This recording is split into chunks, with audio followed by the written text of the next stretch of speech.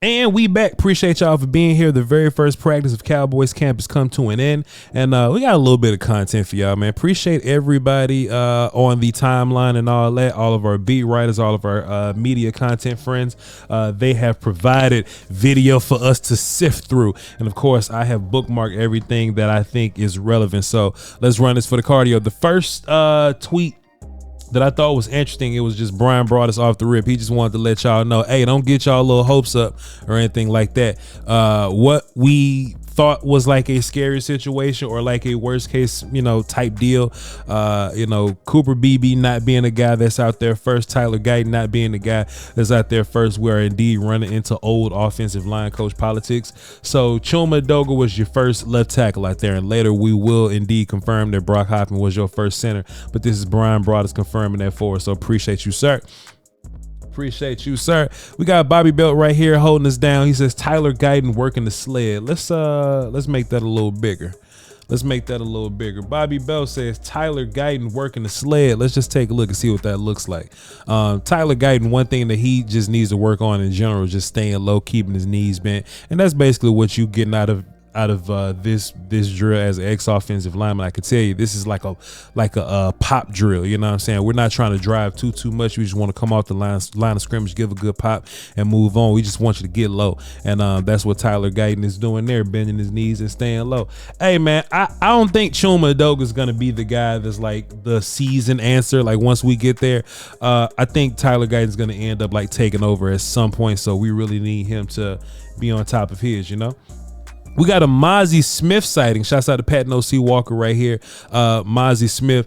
I must say, Mozzie's not looking humongous. Mozzie's a one tech in college. He was 330 pounds or so. And I would have thought that the offseason would have done something to kind of hold us down in that way. But hey man, peanut butter watch is not helping.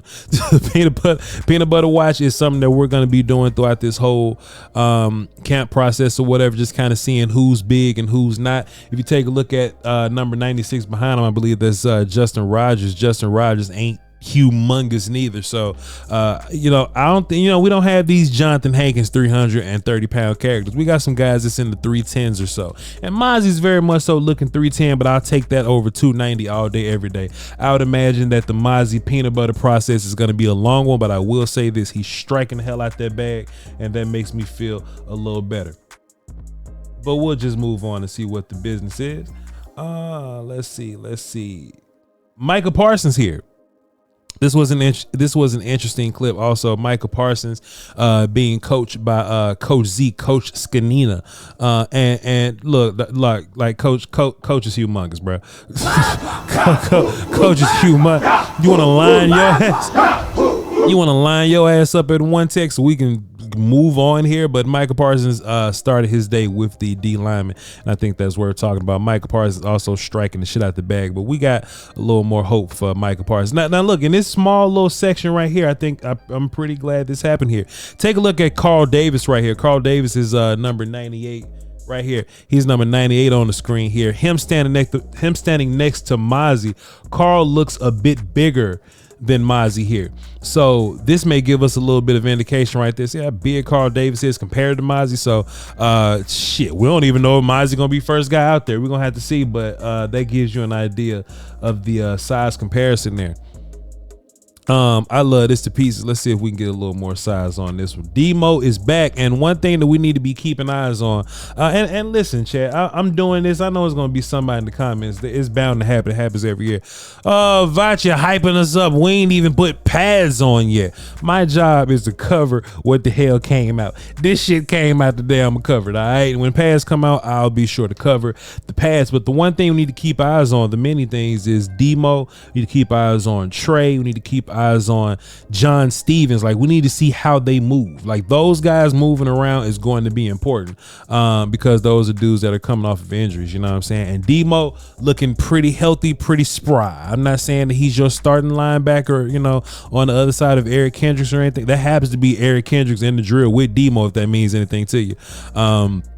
So that's what that looks like. But Demo looks pretty spry. He looks like a pretty good athlete, and he looks a little bigger than what he once was. If I can also say too, this may be a look at what your double A gap linebacker blitz looks like. There's going to be some twisting involved. There's going to be a lot of mind games with that double A gap blitz, and that's what Mike Zimmer does. That's like one of his staples or whatnot. So that drill could be a good look of what's going on. Drills tell us what's happening in real life.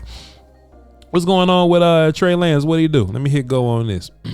Trey Lance, okay, cool. Just kind of moving around, throwing on the run. I guess the point that I wanted to make with this one is that Trey Lance is going to be doing this a whole bunch. You know what I'm saying? Trey Lance is going to be throwing on the run. And if he wants any advantage over Cooper Rush, because y'all not even seeing me say Dak Prescott, they're not competing. But if you want to see him have any advantages over Cooper Rush, then definitely him throwing on the run and running around in general, that's going to be Trey Lance's advantage over Cooper Rush here. So we got Trey Diggs on the cords here. We knew this was going to be the case. Hey, man, long as Trey's ready for like regular season game one is good to go. I don't think we're expecting much out of him in the preseason anyway. So it is what it is there. Long as he's healthy moving forward, but we know he's on the PUP list, and Mike McCarthy said he's the guy that we want to be smart with, and that makes sense. Overshown ass ready to go though, but he got hurt during camp, and John Stevens got hurt during preseason or whatnot. But hey man, Trey Diggs is as long as he's ready by week one is going to be what I'm worried about. John Stevens, he's another character. We just talked about this, man. How does your knee feel? How is his knee going to be impacting his movement and things like that? And John Stevens was a guy that was going to make the team for you last year. Stephen Jones came out and said it like he was going to make the team at tight end. So I can imagine he's going to pick right back up where he left off with that. So good to see him healthy. Good to see him healthy. Dak Prescott to Brandon Cooks here. Let me get y'all right. Dak Prescott to Brandon Cooks. Of course, this is a matchup that we need to kind of double down on. Brandon Cooks was cool last year. I think he actually had a much better end of the season than he did. Kicking it off. He ended up with 650 yards, but he also had 8 touchdowns. I think if you just double some of that, I think we got some good things coming for Brandon Cooks, but they need to work on that matchup. What is this? Another angle of Dak working with John Stevens Jr. Just another angle of that. Let me come over here. Another angle of Dak. Or is that Cooper Rush? Or is that Trey Lance? Somebody working with John Stevens. Cooper Rush throwing the football? Yes. Just another angle. We actually get to see the knees. We actually get to see the drop there. So dropping of his hips coming out of his break. So good job there, John Stevens. Good job there, John Stevens. We got a little work from Ryan Flournoy, your 6th round rookie. Yeah. Shouts out to him. He's just getting some work in, just running some wide receiver drills. I know he made a pretty big play in like one of these 7-on-17 periods or whatnot. So Flournoy he's definitely a guy that's in this conversation. He's in this battle. I don't think any of these guys are just running away with anything. But Flournoy making a tough athletic catch right there. And I think that's another thing we're gonna need too. I think that's why Michael Gallup was a guy to where he can take a bad ball and make it a catch. You know what I'm saying? So I think that's something that is going to be important moving forward. John Stevens and his size. We're looking at Flournoy and his size. We're looking at Jalen Brooks and his size. You know what I'm saying? So we need these guys that can snatch the football out the air. That's really what we're going to be looking for. Like this situation right here. It's a little small for you, but I'll try to get it right into the cam for you. Sometimes you're gonna have high passes, and you don't want those passes to just be incomplete passes. You want those passes to be spectacular catches. You know what I'm saying? And if you look at Tolbert's 6'1" for sure, but you wouldn't call him like a catch radius guy, But Tolbert, Turpin, CD got some pretty good catch radius on him once he leaves the floor. It just always helps to get further in the air. Mike McCarthy's always had taller receivers. Like Turpin's a little small and all that. So even Mike's old slot receivers were like bigger guys. So yeah. I mean, that's just something that I value myself. You know what I'm saying? Like if you do happen to throw a bad ball, hey man, we got long arm catch radius characters that'll help you. The Dallas Cowboys completed training camp physicals yesterday, and the following players are cleared from injury: DeMarvin Overshown, Mozzie Smith, Luke Schoonmaker, John Stevens Jr., and Oso Odigizua, David Durden. I ain't know Oso was hurt, Lord. I ain't even know. I ain't know Oso was hurt, Lord. Y'all just come on, man. I ain't know. But David Durden was another guy that tore his ACL in camp, so he seems to be active. The only reason I mentioned his name is because the Cowboys like him. I know that the Cowboys liked him, and they brought him back for another go at it. So there's that. Dak Prescott getting busy with Schoonmaker over the middle. Hey, man, as long as Schoonmaker catching the pass, I feel solid about it, man. You know what I mean? Not even nothing technical. You know, just a little bend route, him catching the seam right there on the inside, dog. As long as Luke Schoonmaker catching the passes, I feel good. You know what I'm saying? Let's make a couple of these. Let's stack these up here. That's the last one. Perfecto. Cool.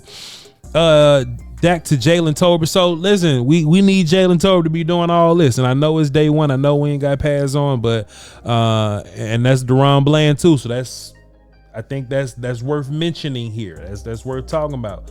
Was that Deron Bland or was that who this is coming over the top over? That's the safety. Okay, that's Malik. So that's Malik and Deron Bland. So that's some characters that's worth talking about here. We need Jalen Tolbert to take the next step, dog. It just is what it is. We just need it. We need him to be a dude. We need him to be somebody that we can rely on. He doesn't have to be a star. Remember, just because you wide receiver 3, it really means that you pass catcher 4. CeeDee Lamb can take the big bulk of the coverage responsibilities. Ferguson is going to do his thing. Brandon Cooks is going to take care of his job. You as Jalen Tolbert, Jalen Brooks, Turpin, Cropper, Florino, whoever you are, it's your job to just take on those residual coverage catches. You know what I'm saying? And hey, man, this is a good start. This is a good start. And Dak's a guy that's been working on this back shoulder placement for a while now. So yeah, this is a great catch from Tolbert. But this is a banger of a throw from Dak. I can see this helping us out in the red zone a little bit moving forward. John Stevens is back healthy again, so this is another catch radius pass, and I'm just raving about, man, being able to just pick a bad ball out the air. Not even a bad ball, just a high ball, right? Because sometimes high footballs exist. Being able to just pick a high ball out the air, it's only going to benefit us, man. So it's just me saying, hey, man, let's put size back into the mix here, right? I know we got some guys. I know we got specialists. I know we got really good wide receivers, man. But let's put some size into the mix so we can just have an extra play just to bully and deal with people. Chuma Doga, Tyler Smith, Brock Hoffman, TJ Bass. Pardon me, I don't know where I saw TJ Bass. Says Zach Martin, Terrence Steele. I'm looking at something off screen. Chuma Doga, Tyler Smith, Brock Hoffman, Zach Martin, and Terrence Steele. That's the first 5 in your walkthroughs today with your first team. I hate it because I think Tyler Guyton is better than Chuma Doga right now. I think Cooper Beebe is better than Brock Hoffman right now, but it seems like they're going to politic their way into this thing. How long is it going to take? Maybe, hey, look, maybe you just got to show them better. You could tell them. Maybe you just got to roll into the season and let guys fall on their face before it's time to finally insert rookies into the lineup. It is what it is. But I know when preseason games come around, that's when we're really gonna get a chance to see a really good showcase from Cooper Beebe and Tyler Guyton. So this is what it is right now, but we got time to fix it. All right.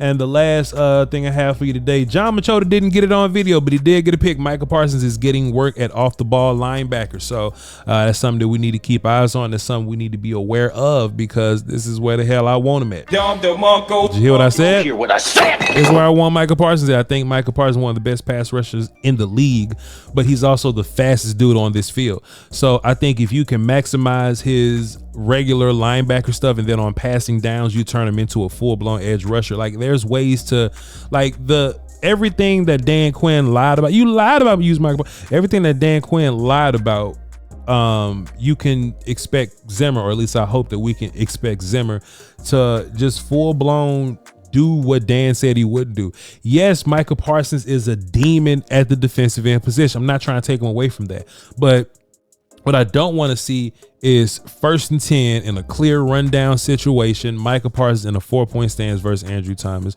or in a 4-point stance versus Trent Williams, or any one of the best offensive linemen in the world that's, that's got 100 pounds on him. You know what I'm saying? I don't want Micah wrestling in the run game. I want Micah running in the run game. You want Micah to be able to run guys down and really put his athleticism on display, to really put hands on folks in that way. And then when it's time to go pass rush, you let Micah attack those guys and, you know, do that special thing that he does, that blue chip thing that he does. All right. Hey, man, it's day one of training camp. Every day that there's going to be some training camp stuff, I'm going to be here to look at those clips and break them down a little bit. And tomorrow we're going to have Brian Broaddus tell us what happened today. And then Saturday, we're going to have Brian Broaddus tell us what happened on Friday. All right. As that might be how this thing goes moving forward. So just stay tuned to everything. We're trying to get to 100,000 subs by the end of football season. So y'all be sure to hit the subscribe button, hit the like, so the algorithm know that we getting busy in training camp. And y'all hold it down for the Doski Woski. Till next time. All right. Peace.